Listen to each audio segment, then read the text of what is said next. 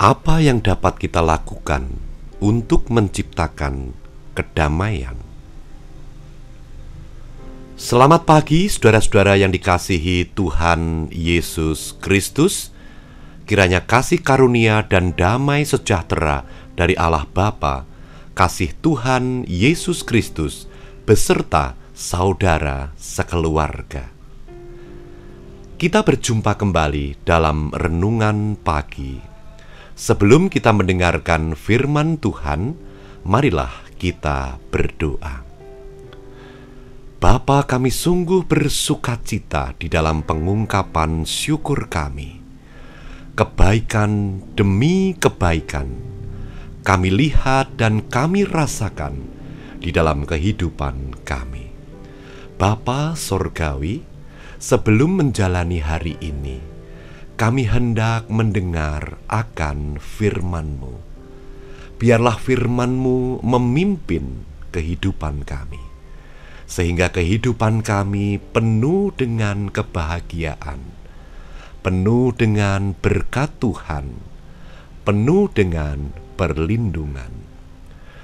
Di dalam nama Tuhan Yesus Kristus, kami berdoa. Amin.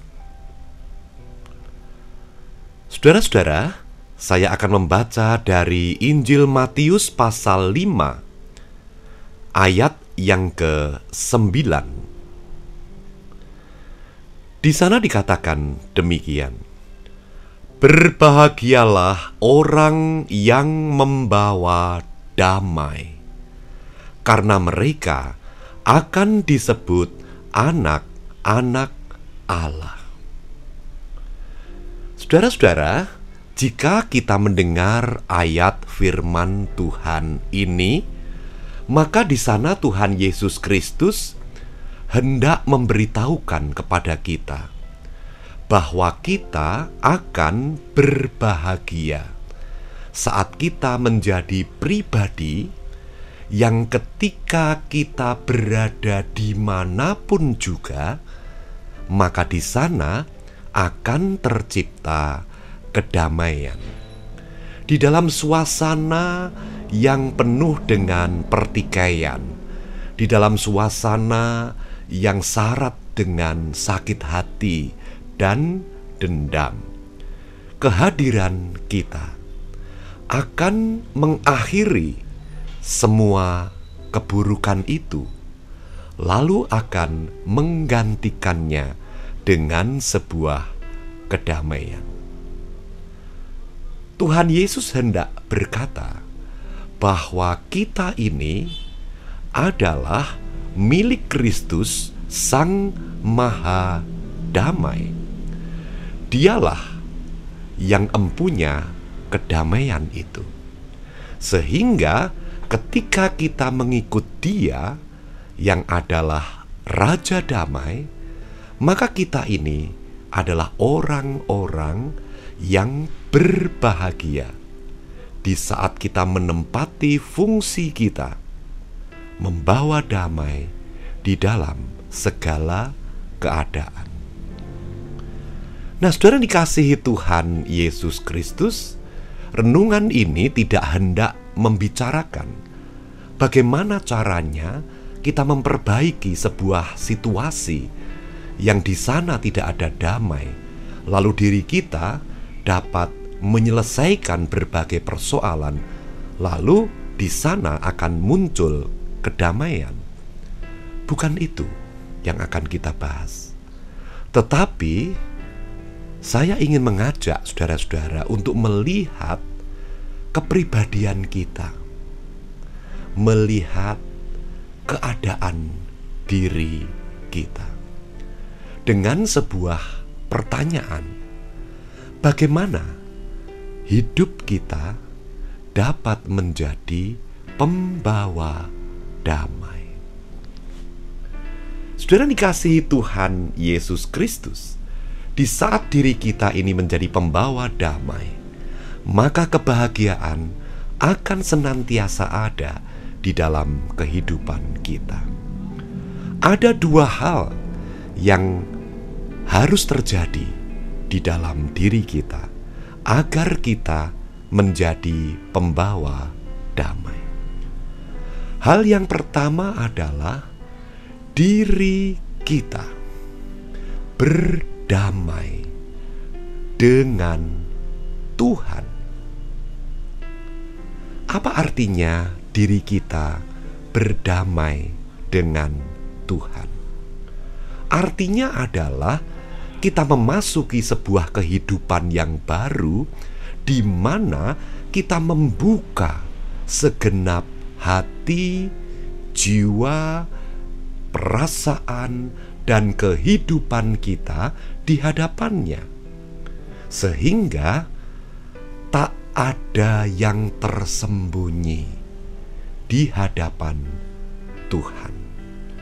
Kita mengakui segala kelemahan kita di hadapannya.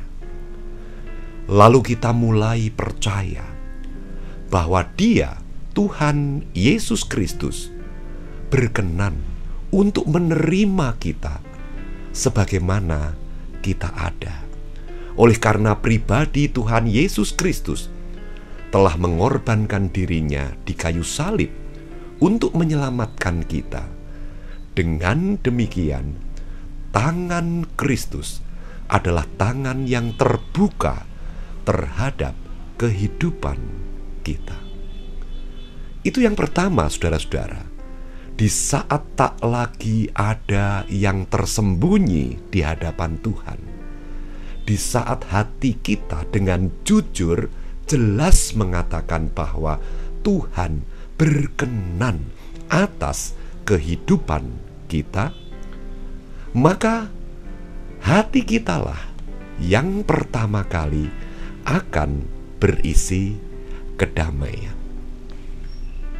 Saudara dikasihi Tuhan Yesus Kristus. Lalu yang kedua, saudara-saudara, kedamaian batin akan terlebih dahulu ada di dalam kehidupan kita ketika kita telah beres dengan diri kita sendiri. Apa artinya diri kita telah beres dengan diri kita sendiri? Artinya segala pergumulan batin atas keadaan kita, atas kelemahan kita, atas kekurangan kita, semuanya itu telah beres. Kita terima sebagaimana adanya, sebagai diri kita yang seutuhnya. Jadi, kita tidak lagi bermasalah dengan diri kita. Disitulah akan muncul kedamaian. Saudara, lalu bagaimana contoh orang yang belum beres dengan dirinya sendiri? Contohnya adalah di dalam diri kita akan selalu kita munculkan proteksi yang berlebihan terhadap segala anggapan negatif orang lain. Hidup kita akan porak-poranda di saat kita ada yang menfitnah, mengatakan kita buruk padahal sesungguhnya tidak demikian. Kita akan menghabiskan waktu bertahun-tahun untuk mengurus semuanya itu. Karena bagi kita, maka hal kebaikan yang harus ada di dalam diri kita itu menjadi hal yang utama. Atau contoh lainnya, kita begitu bernafsu untuk dapat terlihat baik bagi orang lain, sehingga kita berpura-pura, kita bersandiwara, melakukan ini itu, mengatakan ini itu, supaya orang beranggapan baik pada diri kita. Karena kita sendiri tidak percaya diri kita. Kita sendiri tidak menerima diri kita. Nah, saudara dikasihi Tuhan, kedamaian akan ada di saat kita beres dengan diri kita sendiri. Artinya, ucapan orang lain tentang kehidupan kita bukan lagi menjadi sesuatu yang kita perhitungkan, karena diri kita pun telah menerima diri kita sebagaimana kita ada. kita tidak pernah bermasalah dengan diri kita sendiri. Semua yang ada pada diri kita beres, kita terima menjadi diriku yang seutuhnya, dan aku bahagia atas keadaanku. Saudara dikasihi Tuhan, jikalau dua hal ini terjadi di dalam kehidupan kita, maka sensasi yang akan muncul pertama kali adalah kebahagiaan. Mengapa? Karena ada kedamaian di dalam diri kita. Kedamaian yang pertama, karena kita beres di hadapan Tuhan. Kita percaya Tuhan menerima kehidupan kita. Tak ada lagi yang tersembunyi di hadapannya. Dan yang kedua, kita beres dengan diri kita sendiri. Siapapun kita, apapun kelemahan, kekurangan masa lalu kita, semua sudah dapat kita terima dengan baik, dan kita berbahagia atas keadaan diri kita seperti apapun.